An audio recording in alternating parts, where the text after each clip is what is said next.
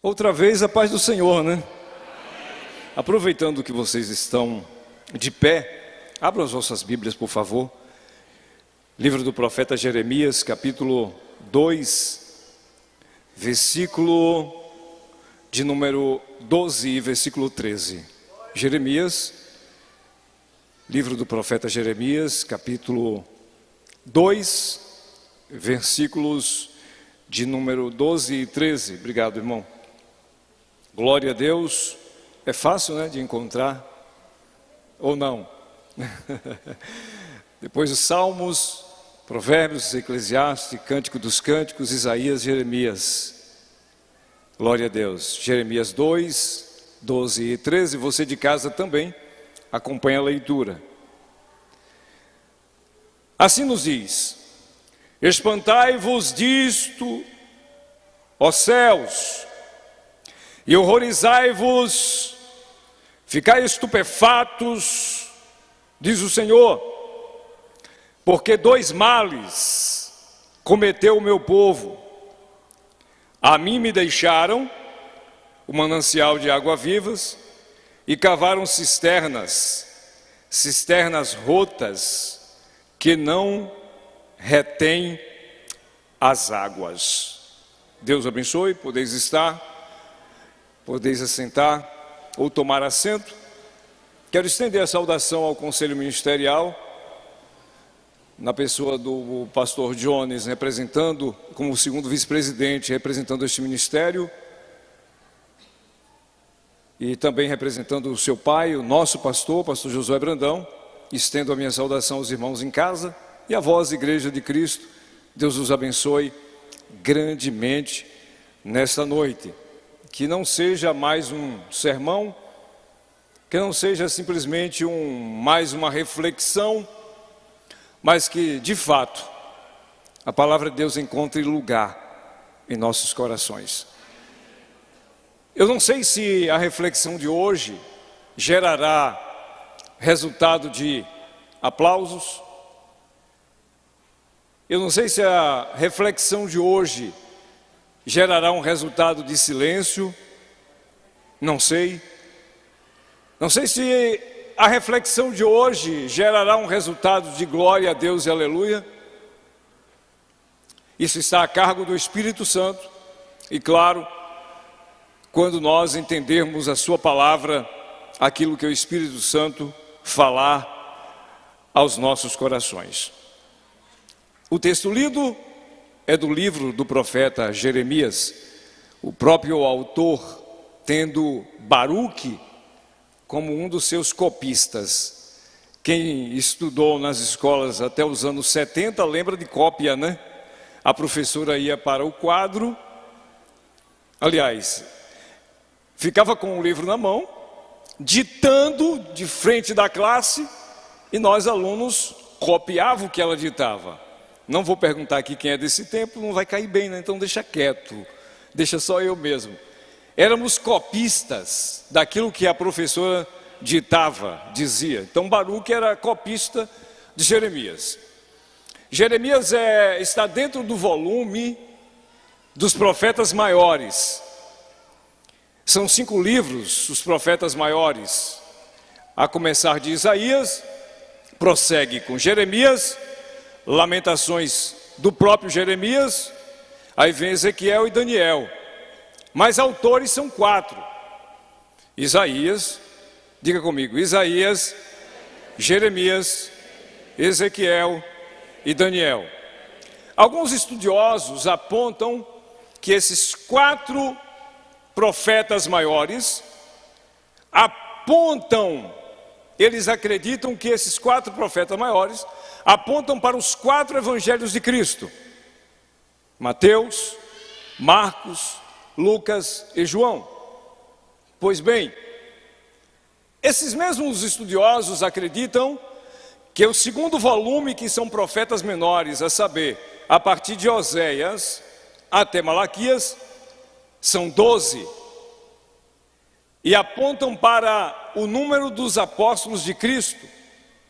Então são conjuntos de divisões e comparações das Escrituras. Abra sua Bíblia ou volte um pouquinho a página no capítulo 1 e vamos conhecer um pouquinho de Jeremias. Uma rápida biografia de Jeremias. Quem era Jeremias? De onde surgiu esse homem? Jeremias, no primeiro versículo, a Bíblia diz que ele era filho do sacerdote Hilquias.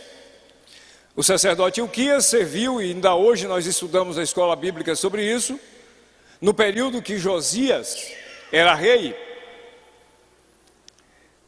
Jeremias, filho de Hilquias, também estava na linhagem sacerdotal. Ainda alcançou um pouquinho do reinado de Josias, e compreende-se que ele alcançou também o rei Jeoaquim, está aí no versículo 3. Ele alcançou o rei Jeoaquim, Zedequias e também o período do exílio, os primeiros 5 meses do exílio babilônico. Jeremias, portanto, era da linhagem sacerdotal. Ele foi contemporâneo de Abacuque e de Sofonias. Jeremias profetizou para o reino do sul, que compunha 2 tribos, Judá e Benjamim. Jeremias, ele teve o antes e o depois. Dá uma olhada no versículo de número 5. Você vai encontrar 2 antes na vida de Jeremias.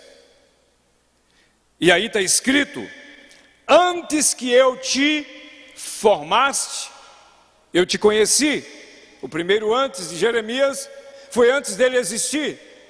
O segundo, você já estava formado, mas antes de nascer, eu te escolhi.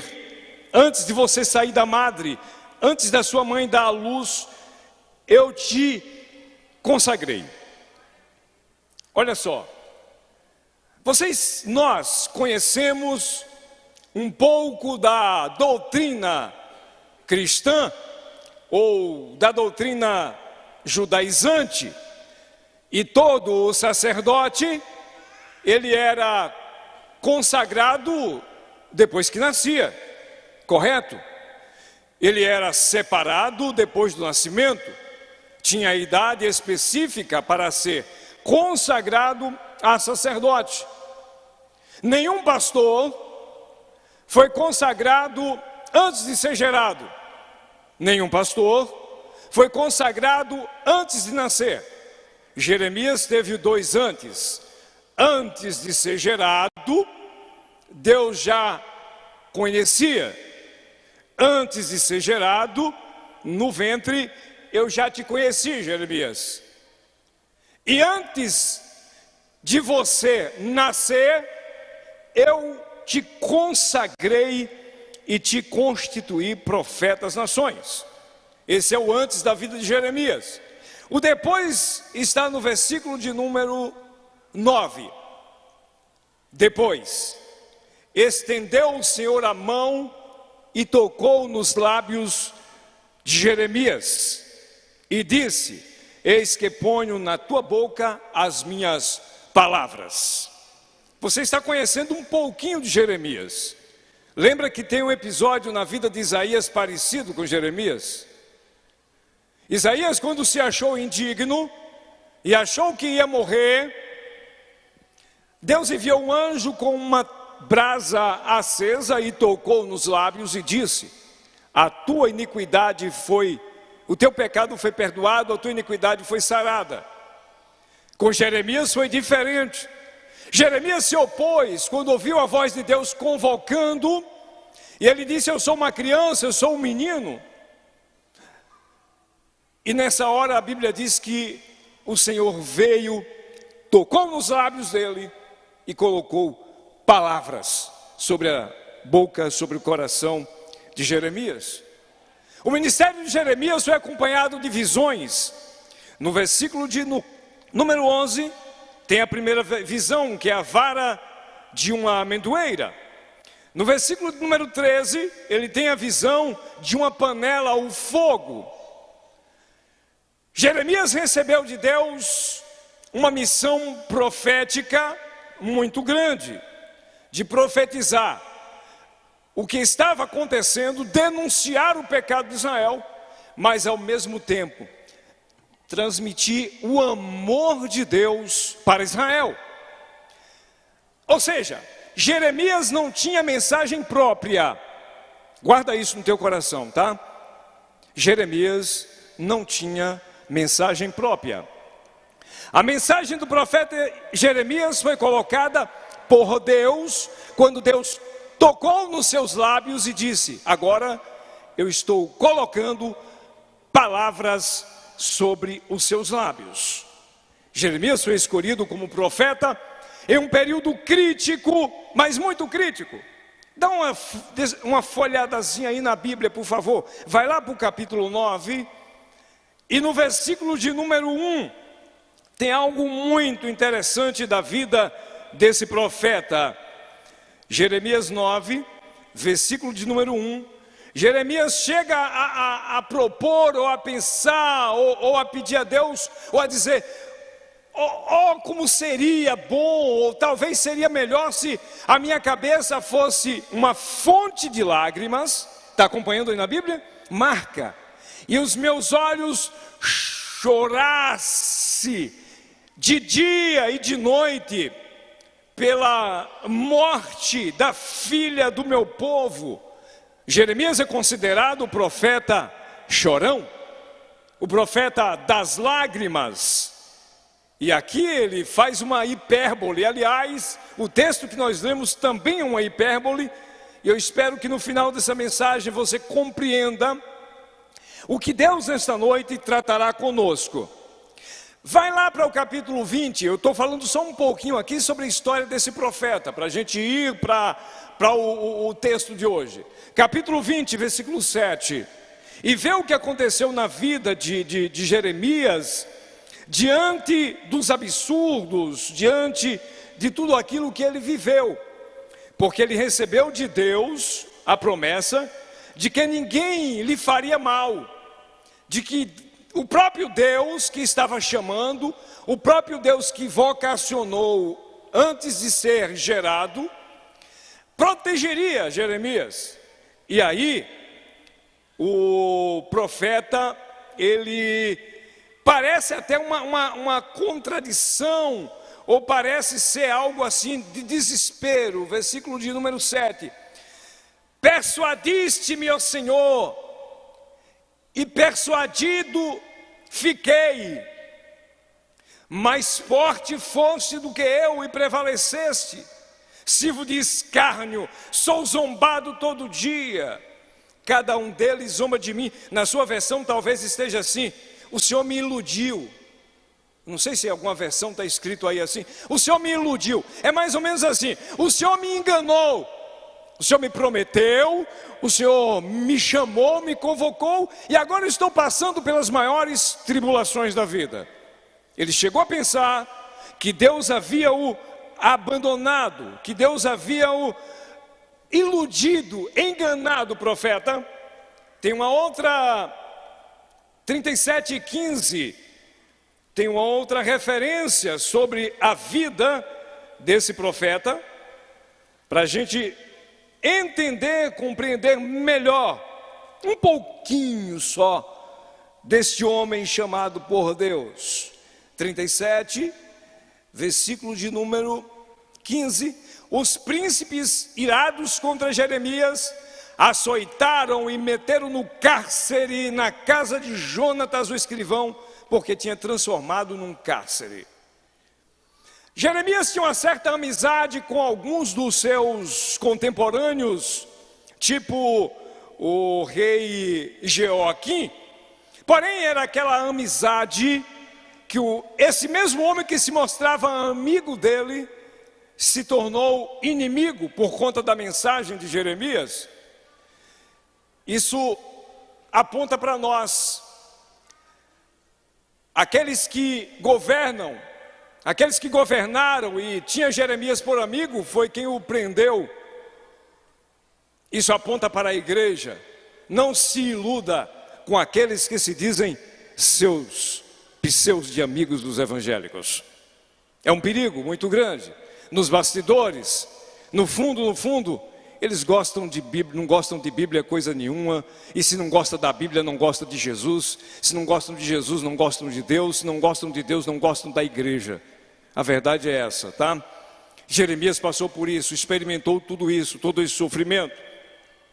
Pois bem, no período de 646 a 586, foi a vida de Jeremias, chamado para profetizar, chamado para transmitir mensagem. Eu vou repetir o que eu disse há pouco. A mensagem de Jeremias era uma mensagem profética, condenando as práticas de Israel, porém demonstrando o grande amor de Deus. E a leitura que o pastor Luciano fez há pouco apontou para isso. Ah, se vocês soubessem os pensamentos que eu tenho para vós, pensamentos de paz e não de guerra. Isso dá para a gente entender que a mensagem de Deus, através do profeta, era mensagem de correção, era mensagem de confronto, mas apontava para o perdão, apontava para o caminho de volta e apontava para a reconciliação. Jeremias, nos primeiros capítulos, aponta para Israel, demonstrando a saudade que Deus tinha da nação de Israel. Não era saudosismo. No saudosismo, o camarada sofre. O saudosismo te faz doer, sofrer. Saudade traz lembranças. Jeremias apresenta a Israel que Deus tinha saudade da afeição que Israel tinha por Deus, quando os tirou do Egito e livrou da casa de Faraó, e livrou da face de Faraó, e livrou da escravidão do Egito.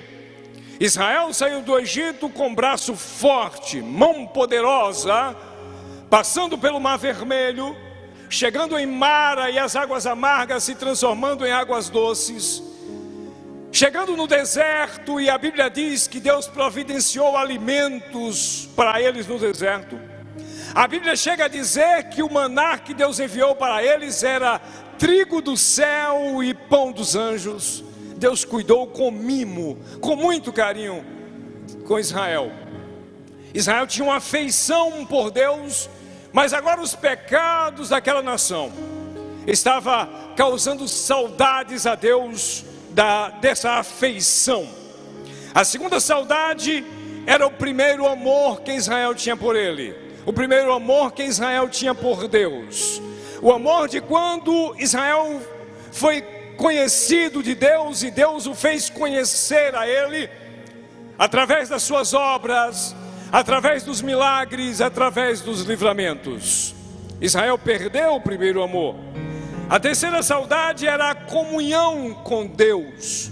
Israel praticava algumas coisas da liturgia judaica, mas já não sentia, no fundo, já não tinha comunhão com Deus. O laço de comunhão foi quebrado. Os laços da aliança foram banalizados. Deus tinha saudade da comunhão que ele tinha com o seu povo. A quarta saudade de Deus era quando a sua presença o seguia no deserto. De noite uma coluna de fogo, de dia uma coluna de nuvem. Havia contato entre o Criador e o povo de Deus. E nós encontramos em quinto lugar que Deus tinha saudade daquilo que era consagrado a ele. Deus consagrou Israel para ser sua nação, para ser seu povo. E aquilo que é consagrado a Deus não pode ser entregue a outros deuses. E eu quero aqui trazer uma palavra profética. Você foi consagrado, separado para Deus. Nós fomos consagrados, separados para Deus. Talvez não entendeu. Nós somos propriedades sagradas, consagradas, escolhidas de Deus. Israel havia perdido essa alegria, Israel havia perdido essa consagração, o pecado havia distanciado essa comunhão. E em sexto lugar, Deus estava com saudade de Israel no ponto de vista de profundo zelo pelas coisas de Deus. Ou seja, como Israel tratava o culto, como Israel tratava as festas, como Israel tratava a liturgia, a consagração e a adoração a Deus, como Israel tratava os seus filhos e como eles se apresentavam a Deus. Pois bem, aqui está um pouquinho das palavras proféticas de Jeremias. E o versículo que nós lemos nesta noite, vamos para lá, é uma hipérbole que o profeta Jeremias faz. Diante de tudo aquilo que Deus colocou nos lábios do profeta, essa palavra ela é muito profunda.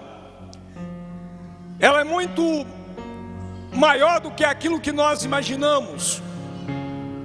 Acompanhe comigo o versículo de número 12, quando a voz profética de Deus através de Jeremias diz assim: espantai-vos disto, ó céus, ficai aterrorizados ou estupefatos, diz o Senhor.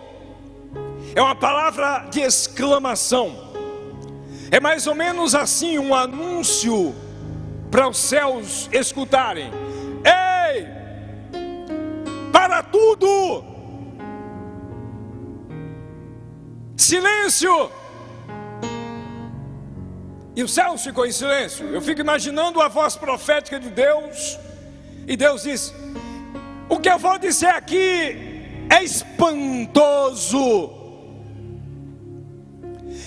é de um tamanho estupefato, é de ficar pasmo, é de ficar parado. E talvez alguém tenha perguntado: o que foi, Deus, que aconteceu? E aí a voz profética vem no versículo 13: o meu povo cometeram 2 delitos, 2 pecados. Ah, mas espera ainda, gente, calma. Todos os homens não pecam? Sim ou não? Eu não ouvi. Todos os homens não pecam? Sim ou não? E por que Deus está dizendo aqui que o seu povo cometeram uma coisa escandalosa? Porque Deus chama a atenção dos céus e da terra para pararem um pouco para ouvir o que Ele vai dizer. E Ele então diz: o meu povo cometeram 2 atrocidades, 2 pecados gravíssimos. Talvez alguém perguntou: o que foi que aconteceu? O meu povo me abandonou, me deixou, sendo eu o manancial de águas vivas. E o segundo, qual foi? Cavaram para si cisternas rotas, furadas, cisternas que não seguram água. Você já notou que a água na Bíblia está desde o princípio da criação? O que é água? Para que serve a substância água? A água é vida. A água na atmosfera, ela tem a umidade para que nós possamos respirar bem. E quando essa umidade ela está baixíssima, nós temos dificuldade em respirar. Desde o princípio que o globo terrestre está envolto sobre gotículas de água. Antigamente era um anel de água muito grande. Na criação, a terra estava dentro das águas. Quando Deus restaurou a terra, a Bíblia diz que Deus, naquela época não chovia ainda, mas um vapor subia do chão e regava a terra. Quando Deus criou o jardim do Éden, Deus colocou dentro do jardim uma nascente. Depois eu quero falar um dia desses sobre isso. E daquela nascente saíam 4 braços de rios. Mas deixa eu te falar uma coisa.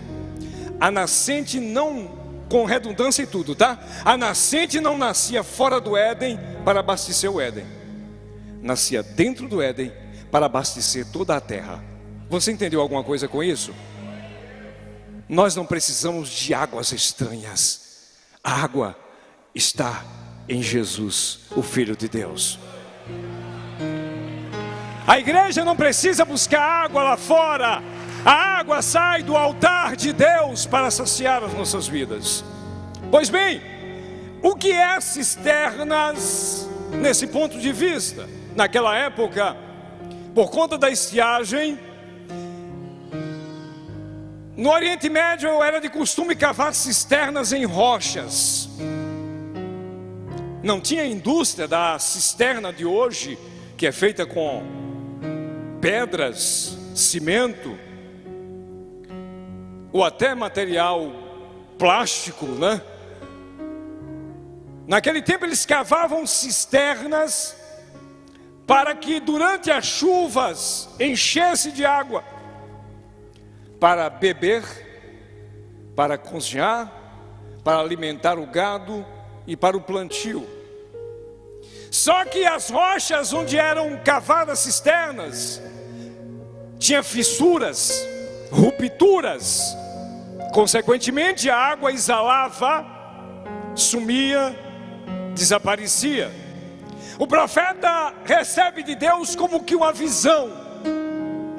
E aqui está a diferença entre fontes de água viva e cisternas rotas, furadas. Acredito que em uma multidão dessa aqui ou em casa alguém está dizendo: já aconteceu comigo. Eu fiz um reservatório na minha fazenda, as chuvas desceram sobre a terra, encheu, e um mês depois estava seco. Ou eu construí uma cisterna para as águas da chuva no quintal da minha casa, e não sei por onde a água começou a exalar. O profeta então pega o exemplo das cisternas da Palestina, e Deus dá a ele esta revelação: 2 pecados graves Israel cometeram contra mim. Primeiro, me deixar a fonte de água viva. João 4, Jesus estava diante do poço de Jacó, e naquela oportunidade ele pediu aos 12 para ir na cidade, para não atrapalhar mesmo. Não tinha precisão de mandar os 12 não, era só comprar comida, mas foi para não atrapalhar o negócio mesmo. Vão os 12, Jesus ficou sozinho, próximo da fonte de Jacó. Quando de repente surge uma mulher samaritana para tirar água, você já conhece a história, e Jesus Cristo então pede água para beber, e ela apresenta a tese da inimizade entre judeus e samaritanos. Conversa vai e vem, e o Senhor diz o seguinte para ela: se tu soubesses quem fala contigo, tu é quem pediria, e eu te daria águas vivas. Eu é quem te daria águas vivas. Note que o Senhor Jesus apresenta a solução para um problema. A mulher pensava que Jesus estava falando de uma água que ia saciar a sede física, a ponto de não precisar voltar ao poço. Em João 7,37, naquele grande dia da festa da Páscoa, Jesus põe-se em pé e diz: quem tem sede, venha a mim e beba. O profeta Jeremias, o profeta Isaías também profetizando, ele disse: ó vós todos os que têm de sede, vinde às águas. Quando o profeta recebe de Deus essa palavra sobre cisternas rotas, rachadas, que não sustentava água, e uma nação que tinha abandonado a Deus, ele apresenta essas duas teses. Primeiro, quando Deus então disse para Israel: não terás outros deuses diante de mim. Pacto fechado, pacto selado, pacto que não pode ser violado. Os deuses das nações eram feitos por mãos humanas. Tinha olhos, mas não viam. Tinha boca, mas não falava, nem se movia. Mas Israel preferiu seguir aos Balaíns, a Baal, a Azerá. Aliás, Israel ficou, me permitam essa palavra, tão viciado em idolatria, que até a serpente de metal que Deus mandou Moisés fazer e colocar no arraial, no deserto, para que quando as pessoas, caso fosse mordida pela serpente venenosa, elas olhassem para a serpente de metal e ficariam curadas. Ali é um símbolo apontando para o Calvário. A Bíblia diz que o povo de Deus se apoderou daquela estátua para fazer dela um Deus, chamando-a de Neustã. Israel ficou tão viciado, isso é forte, e Jeremias recebe de Deus uma palavra, e Jeremias chega a dizer, a comparar que Israel estava tão dependente dos ídolos, como que as prostitutas estavam dependentes da prostituição. Isso é muito pesado talvez aos nossos olhos, mas deixa eu te falar, Deus, o nosso Criador, Ele não tolera ser abandonado e ser substituído por outros deuses. Ele é Deus, Ele é Deus, Ele é Deus, Ele é Deus, Ele é Criador, Ele é sustentador, Ele é o dono da vida, é a fonte de manancial. Só nele a humanidade pode saciar a sua sede. Somente nele a humanidade pode ter paz, segurança. Somente nele a humanidade pode ter amparo. Somente nele a humanidade pode ter perdão. Somente nele a humanidade pode ter salvação. Somente nele a humanidade pode ter regeneração. Somente nele a humanidade pode ser chamada filhas, filhos de Deus, se aceitarem o seu projeto, o seu plano, a sua proposta de vida eterna. Deus havia estado com saudade de Israel, mas também Deus estava indignado com Israel. A indignação de Deus, os atributos de Deus são todos do mesmo peso, da mesma medida. Deus se irou contra Israel, mas tinha um plano para a redenção de Israel. Deus se irou contra o seu próprio povo, porque primeiro o seu povo lhe abandonou. Os dois pecados graves, abandonar, deixar, isso é apostasia. Nós estamos vivendo uma época, senhores pastores, Igreja do Senhor, e essa época, ela é muito melindrosa. Eu já pastoreei algumas igrejas. Aqui tem pessoas que já pastoreou, está aí sentado, mas já pastoreou também, tá? Tem pessoas aí que estão caladinho, foi chamado para pastorear, estão aí sentado. Te prepara, porque tua missão é dar continuidade, viu? Você de casa também. Deus fala. Eu vou repetir, ninguém ouviu. Deus fala. E nós estamos vivendo uma época, senhores pastores, que é mais ou menos assim. Isso eu vivenciei, tá? Em um culto de ensino da palavra, antes de término do culto, eu notei uma senhora inquieta naquela igreja. E ela estava muito inquieta e cochichando e fazendo caras e bocas.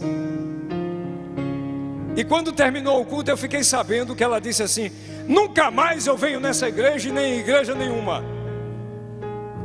O que é que aconteceu? Ela disse, pastor, que tudo que o senhor estava dizendo ali é porque o senhor sabia da vida dela e que ela não vai ser mais crente não. Você já viu coisa parecida com isso?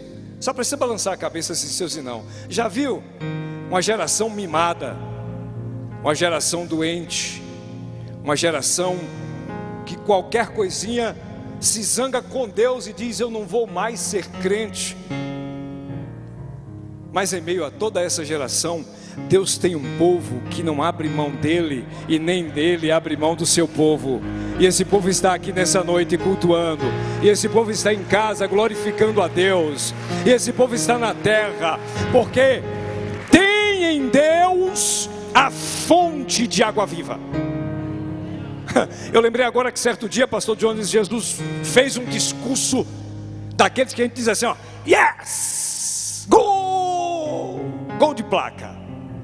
Jesus fez um discurso tremendo contra as pessoas. Não, Jesus nunca pregou contra ninguém, tá? Jesus nunca apontou o dedo para condenar ninguém. Mas Jesus fez um discurso espetacular contra o sistema da época. Sabe o que aconteceu? O povo começou a sair de 1 a 1, de 2 em 2, de 10 em 10, e a multidão foi embora. Sabe quem ficou? Sabe? Os 12. Aí Jesus disse assim: vocês querem também ir? Vão. Querem ir também acompanhar eles?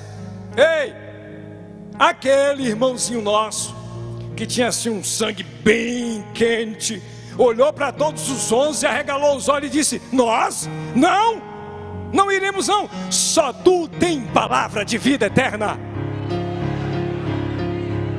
Ei, para de desviar. Toma vergonha na cara e para de ser mimoso, mimosa. Para de churumingar. É pesado, né? Mas tem pessoas que desviam por nada. O que foi, irmão? Eu fiquei chateada. E aí Deus fica olhando e diz: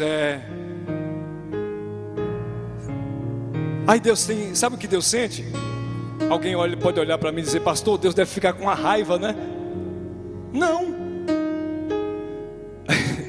Deus tem um amor tão grande que Deus cerca essa pessoa, pega pelo braço, dá um aconchego, chama de filho e diz: vem porque eu te amo, vem porque eu te quero, vem porque foi por ti o preço da salvação, vem porque foi por ti o preço da cruz, vem.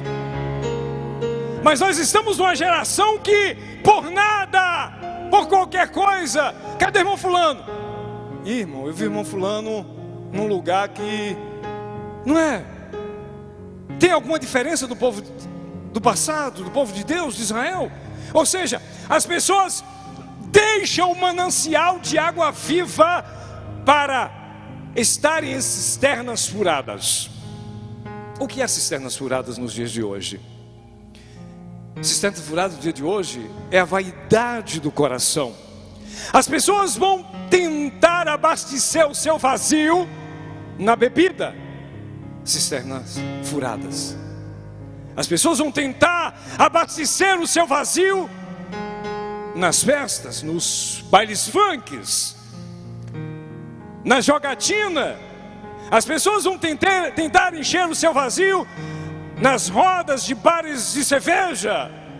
As pessoas vão tentar preencher o seu vazio na liturgia de um culto. As pessoas vão tentar preencher o seu vazio na religião. As pessoas vão tentar encher ou preencher o vazio da sua alma em outras religiões, nos signos, nos búzios, tarôs. Tudo isso são cisternas rotas, cisternas furadas, que não retêm água. Mas ei, deixa eu te falar, eles me deixaram. Eu sou o manancial de água viva. Presta atenção. Quando você chega em casa cansado do calor do dia, e você vai na fonte, no filtro, e abre a torneira do filtro, e a água começa a destilar e encher o copo, e você toma aquela água para saciar a sua sede. Talvez a água não tenha o melhor dos sabores, mas a água tem a vida que você necessita. A água produz os frutos que nós nos alimentamos, os cereais, produz os peixes, e aqui nós aprendemos uma lição espetacular domingo passado, que lagos onde nunca foram colocados peixe, as águas produzem peixes, pela palavra lançada por Deus. Deus é o dono da vida, o fôlego de vida está em Deus, a vida está em Deus, a paz que a humanidade precisa está em Deus, a paz que o mundo necessita está em Deus, a paz que o mundo busca em cisternas furadas está em Deus. Ei, não se desespere se a resposta do Senhor ainda não chegou para você. Deus está sustentando com fontes de águas vivas. Espera, acalma. A água que o mundo oferece tem veneno, a água que as religiões oferecem tem veneno, as águas que a filosofia apresenta não sacia a tua alma. Pode ser momentânea, pode ser bom, prazeroso naquele momento, tá? Mas para a vida eterna, como disse Jesus, a água que eu tenho para dar, ela vai transbordar dentro de você para a vida eterna. Aleluia! Eu tenho certeza que a igreja de Cristo, aqui e em casa, tem testemunhos de vida para contar. Em Cristo que saciou a tua sede, que saciou a nossa sede. Pois bem, o profeta chorão, o profeta das lágrimas, o profeta que foi preso, o profeta que pensou que foi iludido, agora convoca o povo para uma meia volta, voltar em direção ao primeiro amor, voltar em direção ao altar de Deus, a abandonar os ídolos, a abandonar o misticismo religioso, a abandonar a feitiçaria e apenas seguir a Deus, nada mais nada menos do que a fonte de água viva e inesgotável. Enquanto as cisternas rotas, ela aparece um vazamento e a água começa a fugir. Uma nascente de água é ao contrário. Eu já parei horas de minha vida para presenciar a nascente de uma água e ver ali como que a água sai com determinação, com coragem, com força e sai regando a terra. Na primeira parada, o trabalhador planta a sua roça. Na segunda parada, ela faz-se um açude onde vai alimentar dezenas de famílias. A própria água vai produzir a energia elétrica. Enfim, de uma simples nascente, o mundo inteiro é abastecido com alimento, com luz, com o pão de cada dia. Sabe, isso quer dizer muito para nós.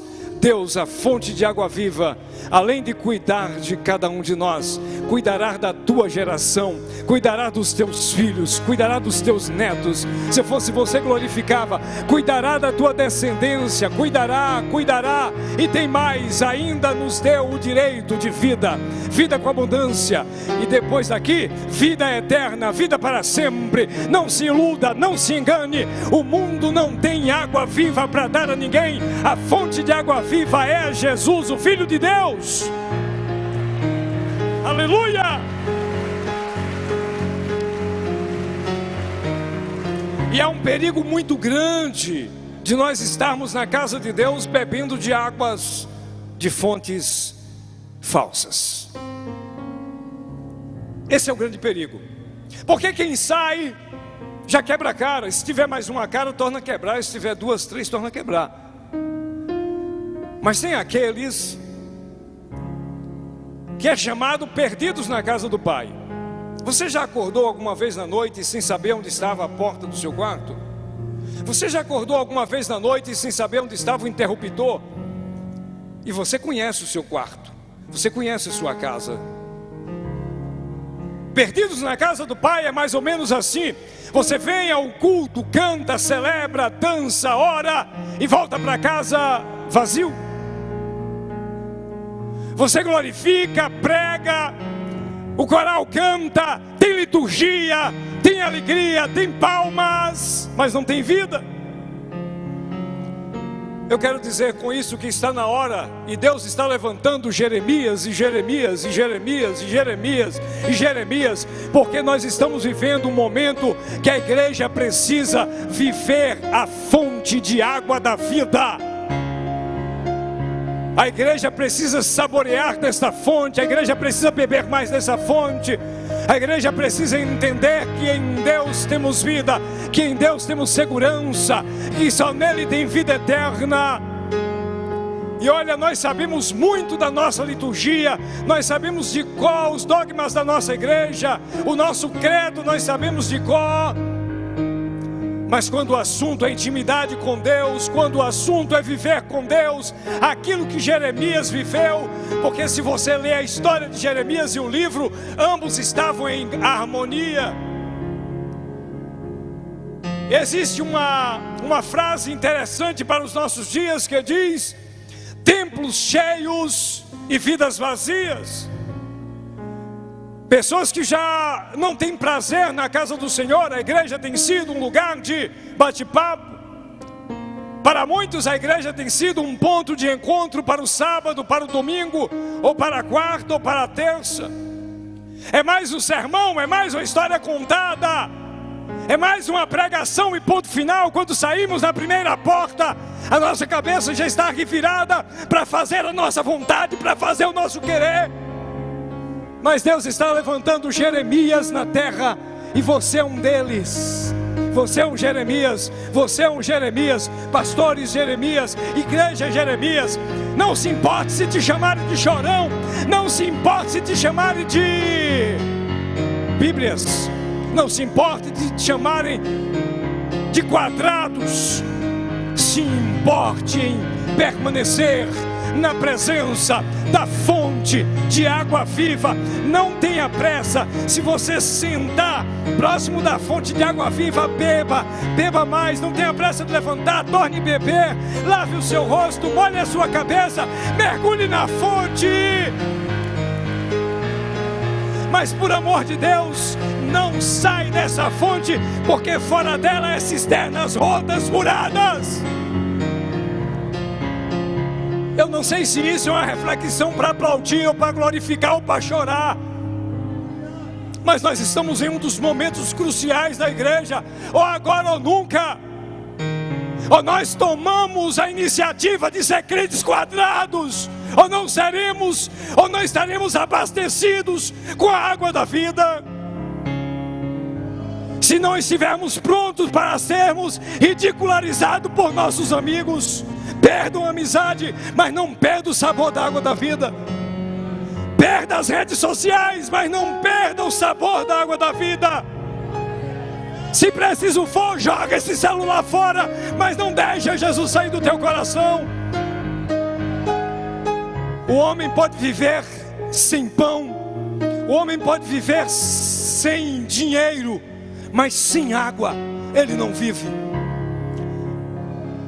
O que é mais precioso em minha vida, José Luiz? O que é mais precioso em tua vida, irmão? O que é mais precioso para nós? Ah, irmão, eu não posso viver sem isso. Pode. Ah, eu não posso viver sem isso. Pode. Eu e você não podemos viver sem Deus. Sem Deus vamos ficar raquíticos, fracos, mortos, sem vida, sem força, sem esperança, com medo de tudo e de todos. Mas deixa eu te dizer, Deus tem água viva para restaurar a tua vida e a minha vida nesta noite. Ei, entope as cisternas rotas de onde você tem bebido água. A fonte de água viva continua jorrando, jorrando, jorrando, jorrando. Quem cava poço sabe disso. Quem cava ou proprietário tem a alegria de ver jato de água subia e dizia assim: 5.000 litros por segundo, 10.000 litros por segundo. Tem ou não tem? Ei, com Jesus é muito mais do que 5.000 litros por segundo, do que 10.000 litros por segundo. É água viva o tempo todo, é água viva o tempo todo. Você dorme, a fonte de água viva está jorrando. Você acorda, a fonte de água viva está jorrando. Você está na luta, a fonte de água viva está jorrando. Você está na prova, a fonte de água viva está dentro de você. Pode te faltar tudo, mas não pode faltar água. Não pode faltar água, não pode faltar água viva.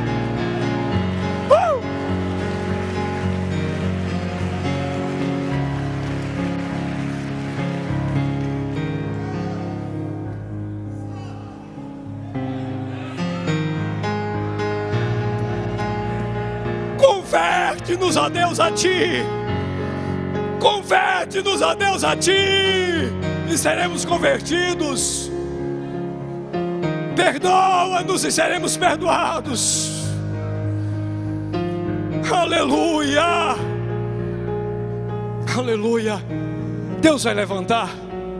Deus está levantando. E já tem Jeremias por aqui. E já tem Jeremias aí.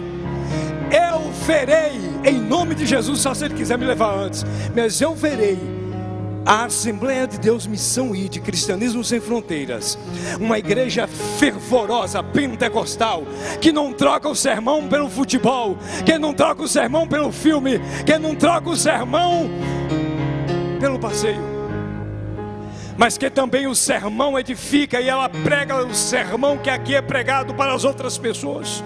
Eu quero viver isso, pastor Jones. Eu quero viver esse tempo, pastores. Eu quero viver esse tempo em que um está saltando ali batizado com o Espírito Santo, o outro está falando em mistério, o outro está cheio. Ei, a fonte de água viva está aqui. Não fica vazio, por amor de Deus.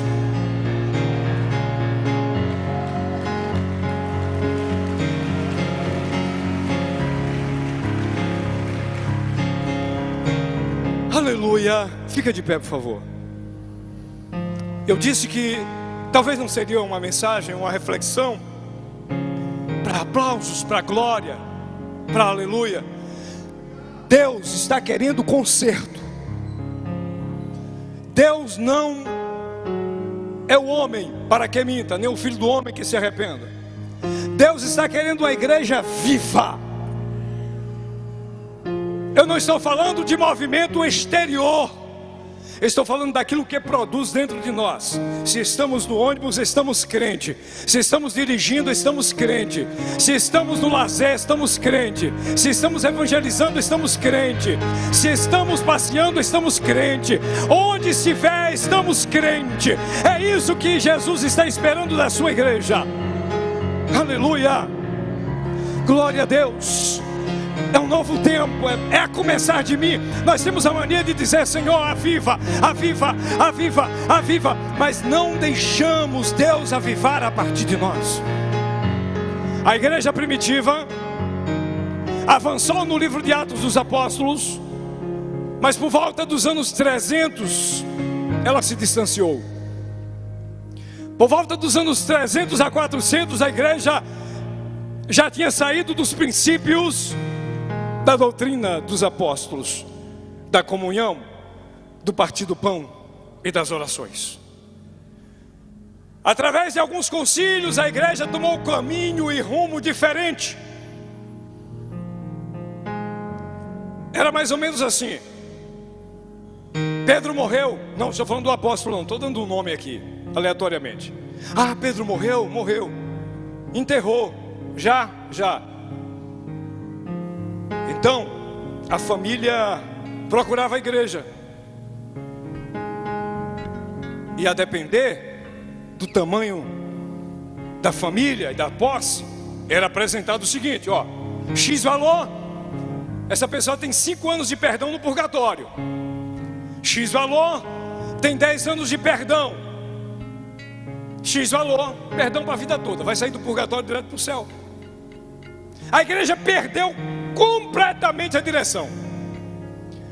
Maria deixou de ser apenas uma santa mulher de exemplo, de respeito, e passou a ser adorada.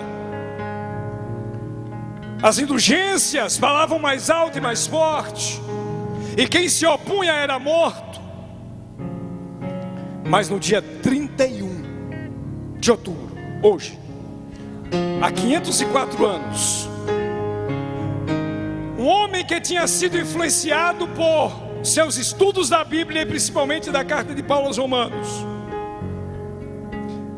estava colocando as suas 95 teses contrária ao sistema religioso, que a igreja deixou de ser igreja e passou a ser uma religião. Os pré-reformistas, como por exemplo John Wycliffe, João Hans, Jerônimo e tantos outros, estava vendo o declínio da igreja para a idolatria. A igreja era tudo. A igreja dominava as terras, dominava o governo, dominava as nações, cobrava indulgência para a salvação, desviou totalmente do caminho do Senhor. Mas Deus levantou homens como esses que eu citei aqui. E tinha um rapaz estudioso das Escrituras chamado Martinho Lutero, que no dia de hoje,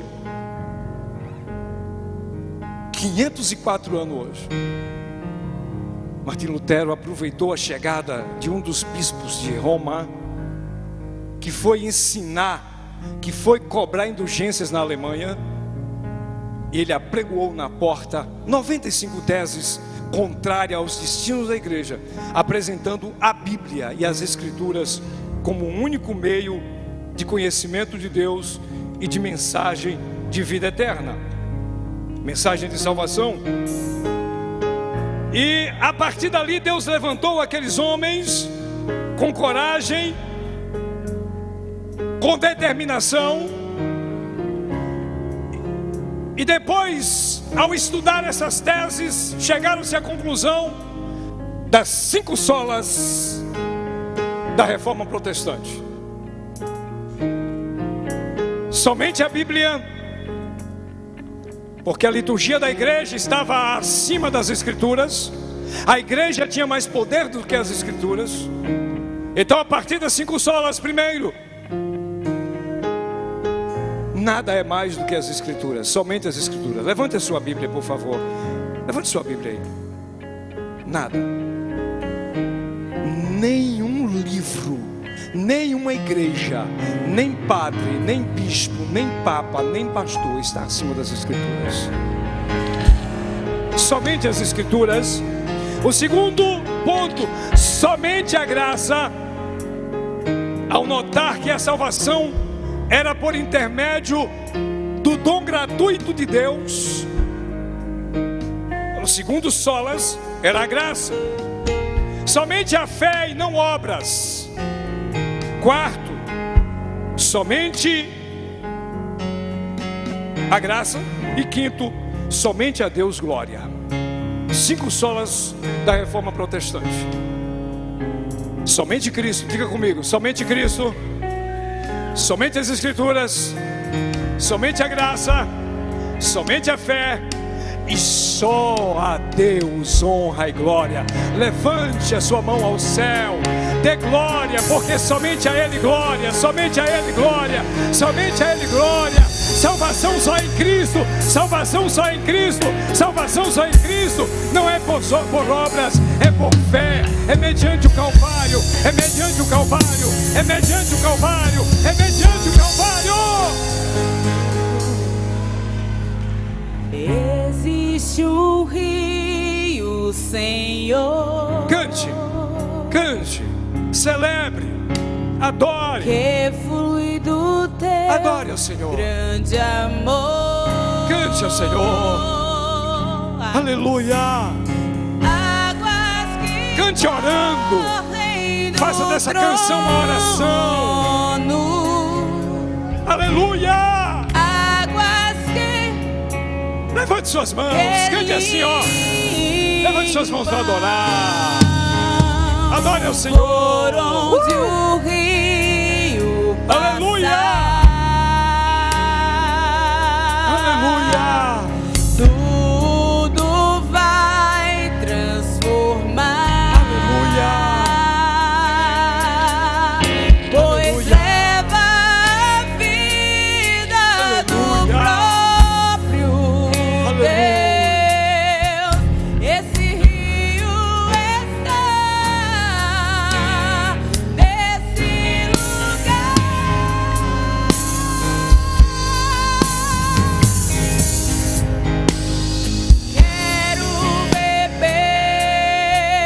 dessa do água. teu rio, Senhor. Mergulhe nesse rio. Entre nesse rio. Sacia minha sede, lava o meu interior. Eu quero fluir em tuas águas. Eu quero beber da tua fonte, fonte de águas vivas. Tu és a fonte. Aleluia. Deixa eu te falar uma coisa. Pode cantar, pode continuar cantando. Ei, a mensagem de Jeremias doía. Pode continuar. Doía. Doía ou não doía? Confrontava, sim ou não? Mas não matava. Apontava o erro, mas apontava o caminho de volta. Sabe por quê? Pergunte assim, por quê? Porque Deus ama, Deus é amor, Deus é amor, Deus é amor. A mensagem de Jeremias era para voltar ao caminho. E nessa noite o Senhor está convidando para voltar. Volta, volta ao caminho, volta ao caminho. Vem para a presença de Deus. E eu quero convidar a primeira pessoa a sair do seu lugar e renovar a sua aliança com Deus, ou aceitar o plano de Deus para a salvação. Tenha coragem, alguém vai lhe encontrar. Vem renovar a tua aliança com Deus agora. Deus é amor, Deus te ama. Ei, Deus te ama, Deus te ama, Deus te ama, Deus te ama, Deus te ama. Eu quero a segunda pessoa para Jesus. A segunda pessoa lá atrás, cadê? Levanta a sua mão e diga: eu quero. Aqui é a segunda pessoa. Aleluia. Aleluia.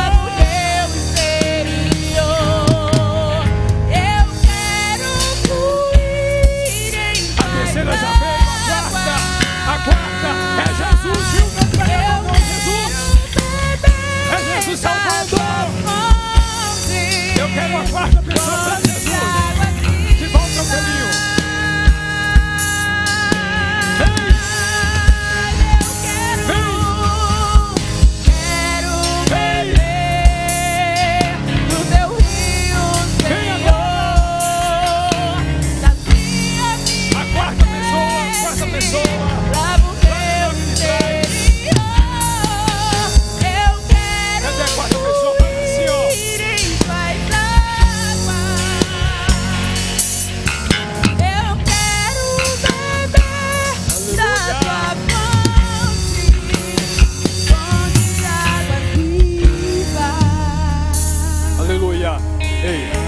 Deixa eu falar aqui.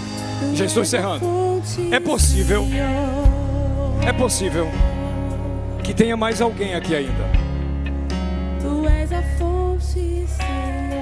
Eu vou perguntar mais uma vez. De volta ao caminho.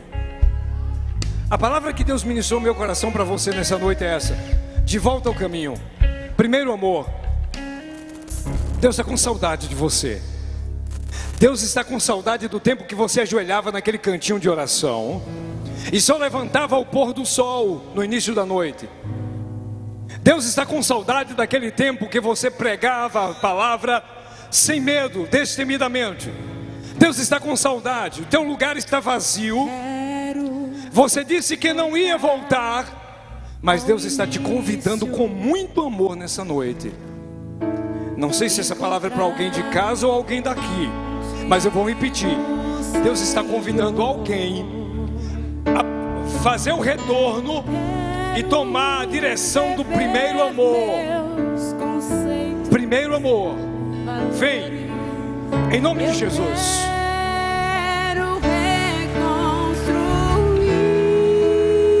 Primeiro amor.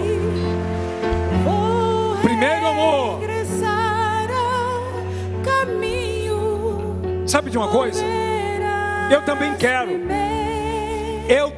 quero estar nesse primeiro amor. Sabe de uma coisa?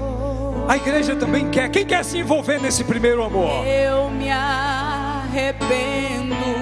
Confessamos ao Senhor os nossos pecados. Retomemos esse primeiro amor. Senhor, me arrependo. Já estou encerrando.